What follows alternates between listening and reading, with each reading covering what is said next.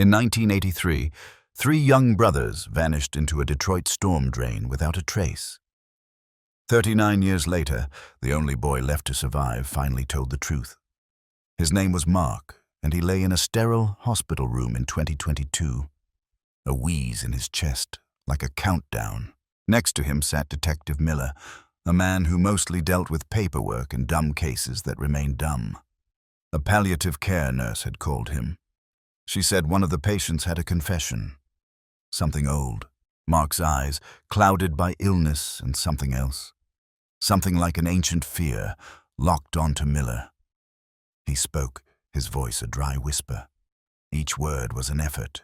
He said that they went into the tunnels that day, beneath an area of old abandoned warehouses by the river, just like they had always heard. Michael and David and Danny and him.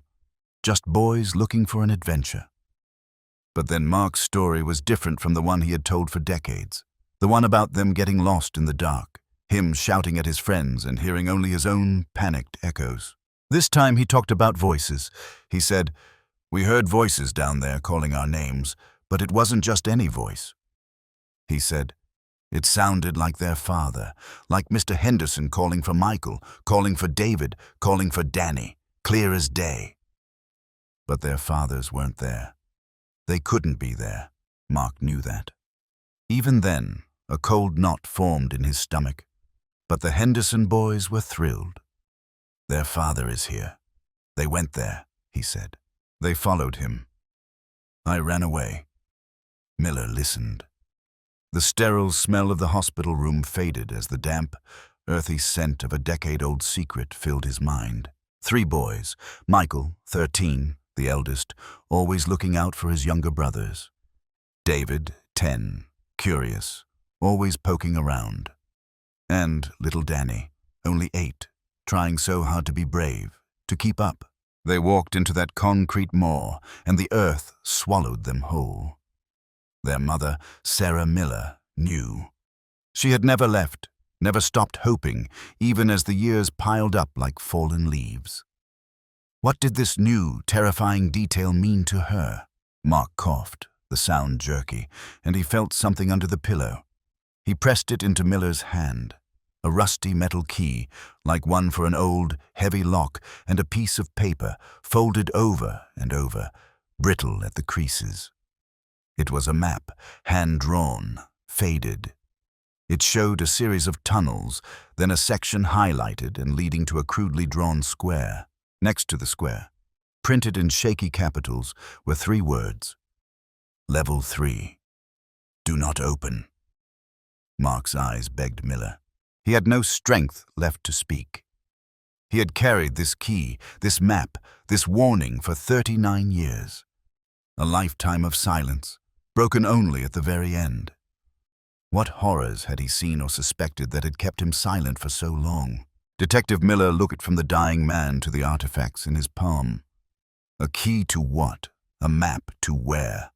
And why, after all this time, had he been told not to open it? The weight of it all settled on him, heavy and cold. The missing boys, the impossible voice, the secret level. The hunt wasn't over. It was just beginning. And it was already 3 decades too late. But maybe, just maybe not quite. He owed it to Sarah, to the boys, to know what was on level 3. The summer of 1983 was hot and muggy in Detroit. For Michael and David and Danny and their friend Mark, the cool, dark promise of the storm drains beneath the old warehouse district was irresistible. It was forbidden, of course. Their parents had warned them.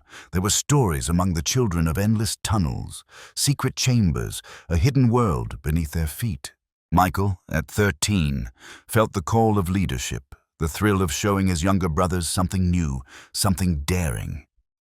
David, always a step behind Michael, wide-eyed with a mixture of excitement and apprehension, clutched a dim flashlight. Little Danny, small for 8, just wanted to be included, to prove he was not a child. Mark, naturally more cautious, walked behind them, his own mother's warnings echoing faintly in his mind. But the call of friendship and adventure stronger.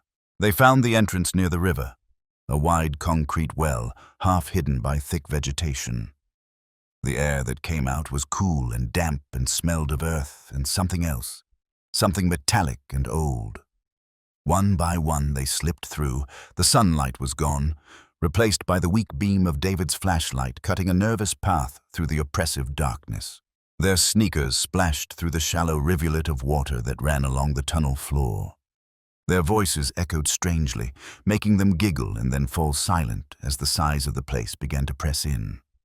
They walked for what felt like miles, deeper and deeper into the web. Mark, in his original statement to the police, the one he had held on to for 39 years, had said that this was where they had become separated. He had claimed to have turned a corner, and they were gone. He had said he had screamed their names, his voice swallowed up by the maze. He said he panicked, turned and ran, trudging back the way he had come, struggling into the sunlight alone, breathing hard. His story was already taking shape. The search had begun that evening. Desperate parents, police officers, volunteer firefighters, they combed known sections of the storm drain system. Flashlights pierced the darkness. Screams echoed, but the only answer was the drip of water, the rustling of strange creatures. Sarah Henderson, the boy's mother, was a point of unbearable pain at the entrance to the drain. Her husband, Tom, his face a mask of disbelief, tried to console her while his own hope crumbled. Days turned into weeks. The police found nothing. No trace beyond a certain point, no shreds of clothing, no sign that the boys had ever been in the deeper sections. It was as if they had simply vanished. The city had eventually sealed the most accessible entrances, partly for safety, partly, it seemed to Sarah, to bury her hope. It had become a cold case, a local tragedy that faded from the headlines but never from the hearts of those who loved Michael and David and Danny. Sarah had never given up. She had visited the place, looked at the sealed concrete, a silent sentinel against the fading light. Now Detective Miller held a map that suggested there was more to this story than just getting lost. Mark's confession. Those chilling words about their father's voice had painted a far more sinister picture. A lure, a trap. What had really happened in those dark tunnels when Mark had fled? And what was he running from? Back in 2022, Detective Miller sat in his cluttered office. A rusty key and a faded map lay on his desk under a bright fluorescent light. Mark had died hours after his confession, taking any further details with him. The key was cold in Miller's hand, its teeth worn, its purpose a mystery. The map was fragile, drawn with childlike simplicity, but hinting at knowledge no child should have. The words, Level 3, do not open, seemed to pulse with a silent warning. Miller tried to match the crude drawing to the city's official storm drain diagrams. The main tunnels shown on Mark's map were accurate enough to match the blueprints from the early 20th century. But the deviation, the passage that led to the third level, did not exist in any official record. It was off the books, hidden. He knew he had to talk to Sarah Henderson. It was the hardest part of his job, stirring up old pain, offering a glimmer of possibility that could easily turn into more grief. He found her in the same small house she had lived in for 50 years, the one her boys had run out of on that fateful summer day. She was an old woman now, her hair white, her movements slow, but her eyes, when she looked at him, still held a fierce, unyielding light, the light of a mother who had never stopped searching. Miller sat at her worn kitchen table, the air thick with the scent of old memories and the faint scent of lavender. He told her about Mark, about his dying confession. He hadn't mentioned the voices yet, not wanting to give her that particular, cruel detail until he knew more. He set the map down on the table. Sarah stared at it, her hand shaking as she reached out to touch the faded lines. Her breath caught in her throat. She didn't recognize the third level part, but the basic outline of the tunnel. She'd seen maps like that during the initial search. "They were so close," she whispered. Then he showed her the key. She shook her head. It meant nothing to her. Just an old key, but the map, the phrase, "do not open," it stirred something, a new kind of fear. Yes, but also a desperate, aching hope. What if? What if this led to something? After all these years, Miller explained, this third level was unmapped. Exploring it would be dangerous, difficult. The warehouse above was in ruins, its structural integrity questionable. The city would be reluctant to sanction an expedition into an unmapped, potentially unstable part of its underbelly. But looking at Sarah's face, the decades-old grief mixed with this new, terrible flicker of anticipation, Miller knew he had to try. He had to honor Mark's final act.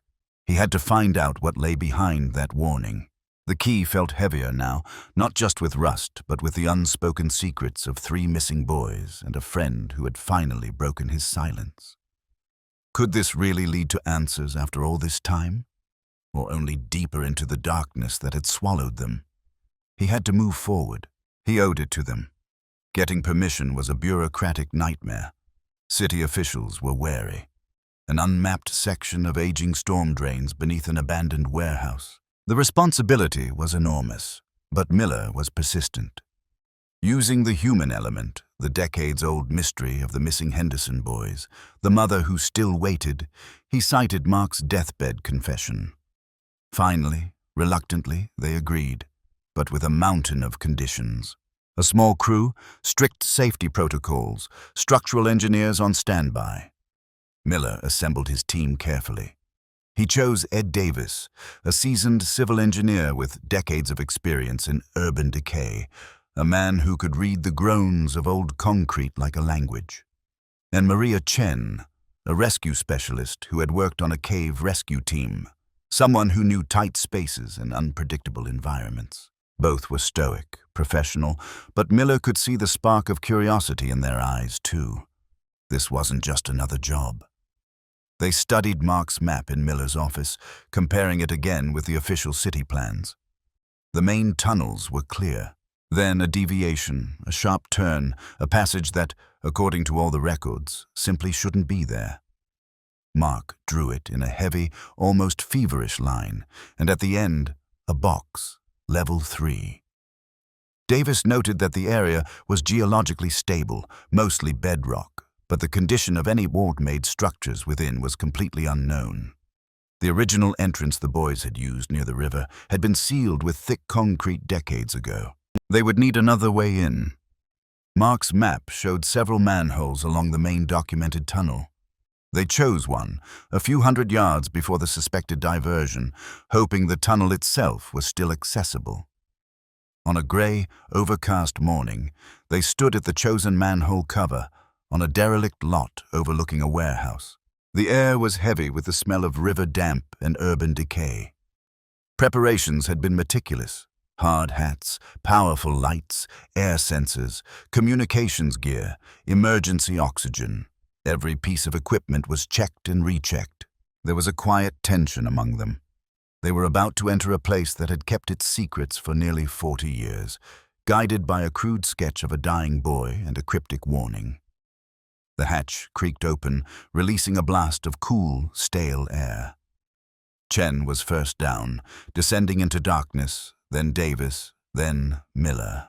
The descent was about 20 feet. They landed on a narrow walkway next to a thin trickle of dark water.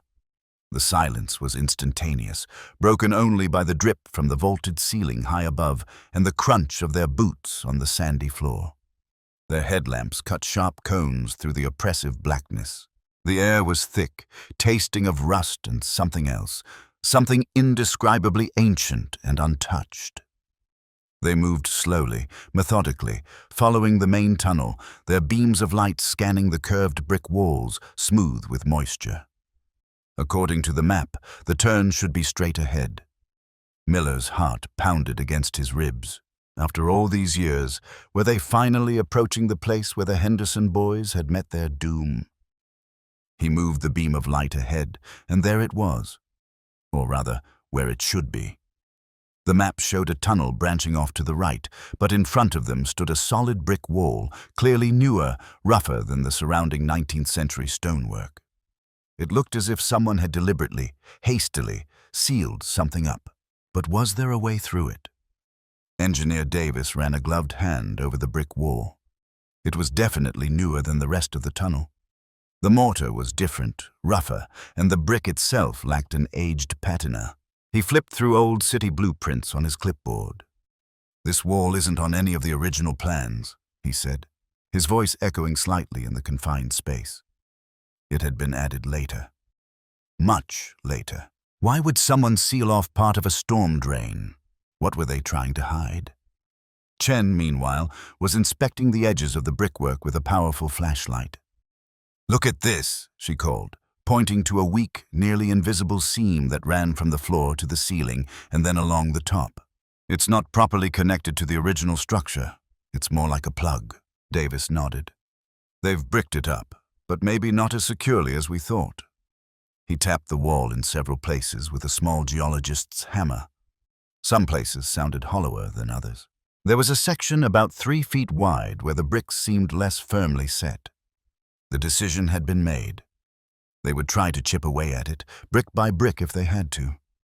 The air was thick with anticipation. This was it. The point of no return, according to Mark's map. Davis and Chen took turns with the crowbar and the hammer, slowly, methodically, trying to pry the first brick loose without causing a cave-in.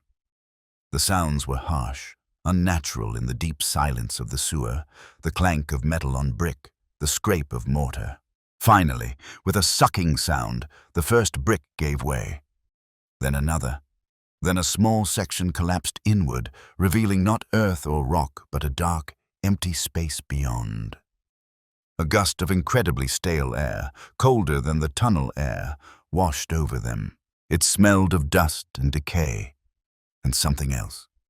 Something faintly metallic and unsettling. They widened the opening, brick by brick, until it was large enough for a man to squeeze through. Chen went first, her light fading into darkness. Miller followed, then Davis. They found themselves in a narrow, rough-hewn passage that sloped distinctly downward. This was not part of a storm drain. This was something else entirely. The walls were damp, raw rock mixed with crumbling concrete.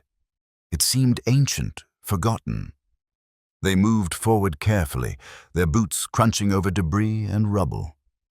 Mark's map, now clutched in Miller's hand, showed that this passage continued for about 50 feet before reaching the 3rd level.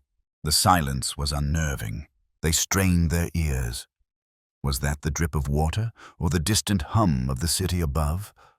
Or was that just the blood pounding in their own ears? Then, around a slight bend, their light fell on it. A door, a heavy steel door set directly into the rock, secured by thick, rusty hinges and an impressive lock. It was pitted and streaked with rust, looking as if it had not been opened in ages. This had to be the entrance to the 3rd level. Miller felt a chill run down his spine despite his insulated suit. He reached into his pocket and pulled out the rusty key Mark had given him. It lay heavy in his gloved hand, a relic of a forgotten tragedy. His hand shook slightly as he raised it to the keyhole. Would it fit?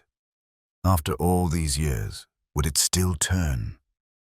The silence in the narrow passage was absolute. A breath held before a revelation. He inserted the key into the lock. It creaked, but it fit. The key resisted at first, rusted from decades of rust and disuse. Miller applied steady pressure, a silent prayer on his lips. Then, with a long, agonizing squeak of tortured metal, the pins inside the ancient lock groaned and finally gave way. He turned the handle, a massive iron hinge, and pulled the steel door, impossibly heavy, sliding across the stone floor, opening inwards with agonizing slowness, releasing a wave of fetid, stale air that made them recoil. It was the smell of a place sealed by generations. A place where time itself had decayed. Their powerful beams cut through the absolute blackness beyond the doorway. This was not another tunnel. This was a room, roughly square, about 10 feet by 10, carved directly into the rock. The walls were reinforced with crumbling concrete. This was the 3rd level. The air was thick, suffocating. For a moment they could see nothing but shadows and the reflections of moisture on the walls. Then, as their eyes adjusted, features began to emerge from the gloom. There was no immediate, horrific revelation in the center of the room. Not right away. Instead, they saw the signs of a crude, desperate dwelling. A rusty metal bedstead, its springs broken, stood against one wall. A makeshift table, fashioned from old boards and bricks, stood precariously in the corner. Scraps of what might once have been fabric, now rotted and indistinguishable, littered the damp floor. It looked like someone had lived here or been trapped here. Then Chen, her voice barely a whisper, said, "Over there." Her beam of light focused on the far corner, a space partially obscured by fallen rubble. They approached, their hearts beating in unison. And there they were, 3 small, curled figures, skeletons. The remains were frail, unmistakably children. Even in the dim light, Miller could see the decayed remains of clothing clinging to the bones. Faded blue fabric, a small striped pattern. Details that matched Sarah Henderson's tearful descriptions 39 years ago.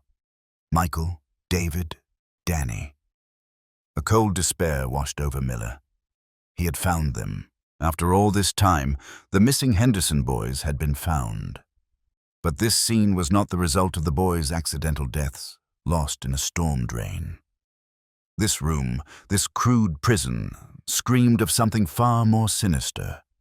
They were locked in, held in, but why and by whom?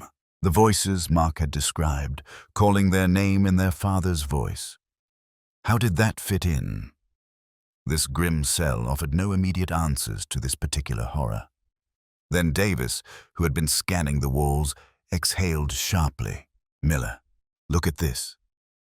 On the concrete wall, low, as if carved by a small hand, was a child's drawing. 3 little people, crudely drawn, holding hands. Next to them, a larger, taller, more menacing figure, almost a shadow. And below the figures, scratched into the concrete, perhaps with a sharp stone, were 2 words. "Daddy's here." A chill, colder than any draft, crept through the room. Daddy's here. But their father, Tom Henderson, was above ground, desperately searching with them all. That drawing in that place was a message from beyond the grave, the terrifying testimony of a child. Mark said they followed the voice. But this room, this drawing, suggested that they had been led here, or lured to their doom by someone they had tragically mistaken for a savior. Who was the Pope in this drawing? And what unspeakable evil had occurred in this forgotten tomb beneath the city? The silence of the room was broken only by their ragged breathing. The weight of their find pressed heavily upon them, like the earth above them. The discovery of Level 3 and the remains of the Henderson brothers had sent shockwaves through the city, resurrecting a nearly forgotten tragedy. A forensics team had descended on the crime scene, painstaking, grim work in a cramped, unstable space. The small skeletons were carefully removed, shrouded in a reverence that contrasted sharply with the horror of their final resting place. Dental records, scant for children of that era, along with decayed scraps of clothing in the context of the find site, soon provided official confirmation. Michael, David, and Daniel Henderson had been found. Miller had the hardest task of all, telling Sarah. He sat with her again in her quiet kitchen, the afternoon sun casting long shadows. He told her everything, the conditions, the find. He spared her the most gruesome details. But she was a mother. Her imagination filled in the blanks left by the fresh grief that had twisted her face. She had been tormented by ignorance for 39 years. This new knowledge brought a different kind of pain, sharper, more final, yet with a strange, terrifying sense of finality. Her boys were home, a return of sorts. She could finally lay them to rest. Her sobs were quiet, exhausted. A lifetime of tears had finally spilled over the truth she both dreaded and craved. But for Miller, the matter was far from over. There remained the central, agonizing question. The voices. Mark's dying words were seared into his memory. We heard voices downstairs, calling our names in our father's voice, but none of our fathers were there. This carefully hidden room, the Daddy's Here drawing, all pointed to a deliberate, predatory act. Who could have imitated Tom Henderson's voice so perfectly? Tom Henderson himself had an unassailable alibi for the entire period of the boy's disappearance. He was a grief-stricken father involved in the search, his anguish real and obvious. Miller ordered an in-depth study of the history of the warehouse district, particularly the large abandoned building just above the 3rd level. Who owned it? Who rented it? Who had access to it in 1983? The records were old, dusty, incomplete. The warehouse had changed hands many times, but one name emerged from the faded registers. A short-term lease of part of the basement and 1st floor, covering the period just before and during the boy's disappearance. A man named Arthur Bishop. The lease had been terminated abruptly shortly after the boy's disappearance. Bishop had apparently disappeared, leaving behind unpaid rent and no return address. Arthur Bishop. The name meant nothing to Sarah, nothing to the old police files. He was a ghost. Could he be the shadowy figure in the children's drawing? Could he have built or used this hidden room? And if so, how did he possess their father's voice? Miller had found no further trace of Arthur Bishop after 1983. It was as if he himself had been swallowed up by the earth. He stared at the photograph of the mural, the clumsy figures, the ominous "Daddy's here." Was Arthur Bishop the daddy they had tragically trusted? The thought sent a fresh wave of anxiety through Miller. Finding the boys was one thing. Understanding the monster that had put them there was another. And that monster seemed to be out there somewhere, or had taken its secrets to the grave. Detective Miller reread the transcript of Mark's dying confession, searching for nuances he might have missed. Mark had been terrified, even as his life was fading. They followed him. I ran. Why had Mark run?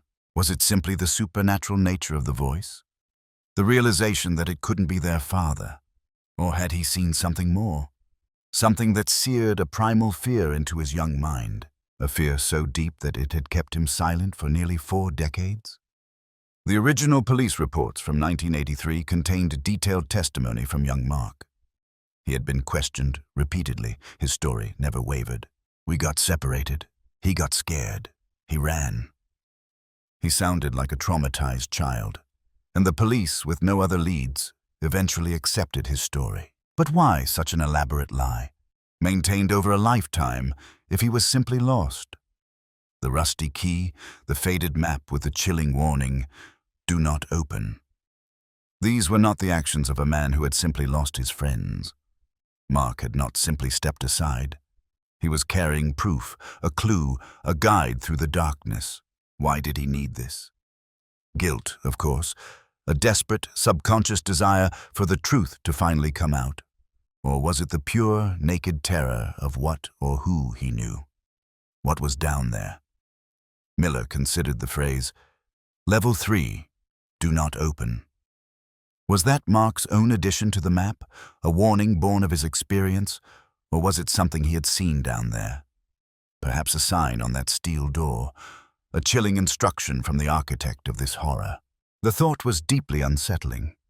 If Mark had seen such a sign, it meant he was getting close, perhaps even seeing the door, or worse, seeing whoever was operating it. The psychology of it was complex. A child witnesses something deeply traumatic, something that shatters his sense of safety and trust. He escapes, but his friends do not. Guilt, fear, confusion. It could easily manifest as a protective silence, a lie that becomes a shield against an unbearable truth. What if Mark had not simply heard a voice? What if he had caught a glimpse of Arthur Bishop, or seen something that made him realize with terrifying certainty that the voice had been a ruse, a lure into unimaginable danger? The map, Miller suddenly realized, might have been drawn by Mark as more than just a guide for others to find the boys. Perhaps it was also Mark's own way of dealing with the trauma, of documenting the geography of his nightmare, a map to the monster's lair. And Mark knew. He knew more than he was saying. Even at the end, his silence was not simply fear of punishment for being in the forbidden place. It was fear of something he could not comprehend, something evil. The weight of that knowledge, carried by a child and then a man for 39 years, was almost unimaginable. And what else had he not said? The question of the voice, so specific, so personal, tormented Miller. How could Arthur Bishop, if he really was the culprit, imitate Tom Henderson's voice so perfectly? It wasn't just some vague male voice. Mark was insistent. It was their father's voice. The engineering team, at Miller's request, re-examined the third level in the adjacent storm drain network, this time focusing on acoustics and any possible connections to the warehouse above. Davis, the engineer, found something interesting, a small, almost completely hidden vent, no more than a few inches in diameter, ran from the ceiling of the third level up, connecting to what appeared to be an abandoned, older section of the warehouse's basement. A damp, forgotten space, unrecorded on modern blueprints, filled with crumbling foundations and ancient pipes. Davis surmised that if someone were in that basement, their voice, if directed correctly, might be able to carry through that hatch to level 3. It wouldn't be loud, but in the quiet of the drains it might seem to be coming from the tunnels themselves. That opened up a new, disturbing line of inquiry. Vocal mimicry was one thing, but this suggested a more direct method. Could Bishop be in that basement? And how had he gotten Tom Henderson's voice so precisely? Miller wondered about actors, impersonators. He decided to try to trace Arthur Bishop's life back to before he rented the storage units. It was a risky proposition after all these years. Old utility bills, city directories, voting lists, a painstaking search through the archives. Finally, a lead. Arthur Bishop's previous address from the late 70s was an apartment building in another part of Detroit. Miller visited the building. It was old, a little run down, but still inhabited. He spoke to the current manager, who knew nothing about the tenants of those distant times. But he referred Miller to an older woman, Mrs. Petro, who had lived in the building for more than 50 years. Her memory was surprisingly sharp. She remembered Arthur Bishop. "Oh, him," she said, frowning. "Quiet man, kept to himself most of the time, always fiddling with wires, little machines, radios, tape recorders, said he did sound for the theater or something. Once he mentioned sound work, tape recorders." A chill ran up Miller's spine. Could Bishop have recorded Tom Henderson? But how? When? Then Miller remembered something Sarah Henderson had told him, a detail she had almost forgotten, a detail they had discarded.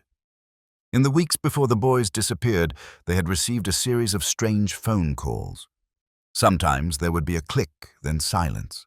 Sometimes just breathing. One time, Sarah distinctly remembered answering the phone and hearing her husband Tom say her name. Sarah. But Tom was sitting right next to her in the living room watching television. They had looked at each other in confusion and chalked it up to a cross call, a strange glitch in the phone system. Now that cross call had taken on a terrifying new meaning. Could Arthur Bishop have been tapping their phone, recording Tom Henderson's voice, practicing his intonation, his cadence, using the recordings to create bait? The level of premeditation, the cold, calculated planning, was terrifying.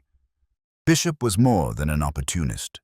He was a meticulous predator, creating his trap with chilling precision, using their father's own voice as bait to snatch his children. The image of Bishop, holed up somewhere, listening to stolen moments of their family life, studying, preparing. It was almost too monstrous to comprehend. The pieces of a terrifying puzzle began to fall into place, forming a picture of calculated evil. Arthur Bishop, a shadowy figure with an obvious talent for manipulating sound, had likely chosen the Henderson brothers. Perhaps he had watched them, learned of their adventurous nature, their love of exploring forbidden storm drains. He had been a ghost in their lives, unseen, unheard, until he decided to strike. He had to prepare the third level, this hidden room, like a cage. Whether he had dug it himself or modified an existing forgotten space, it was meant to be a prison. The key, the steel door, all pointed to deliberate construction. Then the most chilling part, the voice. By tapping the Henderson's phone line, he could patiently record Tom Henderson's voice, snippets of conversation, calls to his wife or children. He could practice, perfect his imitation, or even collect recordings to create the calls he wanted. Michael, David, Danny, come here, boys. On that summer day in 1983, when the boys set out into the darkness, Bishop was probably waiting. Hidden in the warehouse basement, his voice or the recordings beamed down into the tunnels, an irresistible call to Michael, David, and Danny. They heard their father's voice, the sound of safety and authority, and followed him deeper into the trap. Mark might have been just far enough behind, or his innate caution kicked in. Maybe he saw a flicker of movement that didn't belong to his friends, or a voice sounded wrong to him up close, a subtle dissonance that screamed danger to his young mind. He fled, leaving his friends to their fate. What happened after Bishop led the boys to the third level? The medical examiner's office gave no definitive answer as to the cause or time of death, other than the fact that they died in that room. The rough living conditions suggested that Bishop may have intended to hold them for some time. Did he panic when the massive search began, with police and volunteers flooding the area? Did he silence them and then flee? Or did they die of neglect, fear, the elements after he abandoned them? The truth of those final moments died with them, and with Bishop. Arthur Bishop was never found. He disappeared from Detroit, from the records, from life, as effectively as the boys. He likely fled immediately after their deaths, or as the search intensified, leaving them trapped in that cold, dark place. He took his motives, his full story, the scope of his monstrous deeds with him, an unsolved ghost. Sarah Henderson had finally buried her sons in the small cemetery. 3 small graves side by side. The terrible ignorance had ended, replaced by terrible knowledge. The grief was different now, mundane, but no less profound. She had her boys back, but not in the way any mother would want. Detective Miller thought about Mark often. His 39 years of silence, living with the weight of that day, the key and the map, the constant searing reminder of what he had seen or what he had failed to do. His dying confession had been a last, desperate act of unburdening, a plea for forgiveness, perhaps, or simply a need for the truth to finally come to light. The storm drains beneath Detroit still flowed, dark and silent. Level 3 had been sealed off again, this time permanently by the city. Its secrets catalogued, but its full horror perhaps never fully understood. Echoes remained of lost boys, a mother's undying grief, and the sinister voice that called children to their doom. Some doors are best left unopened, but some truths, no matter how terrible, demand to be known. Have you ever heard of a secret hidden for so long, or a place with such a dark past? Share your thoughts on what Mark endured, or what you think really happened to Arthur Bishop in the comments below.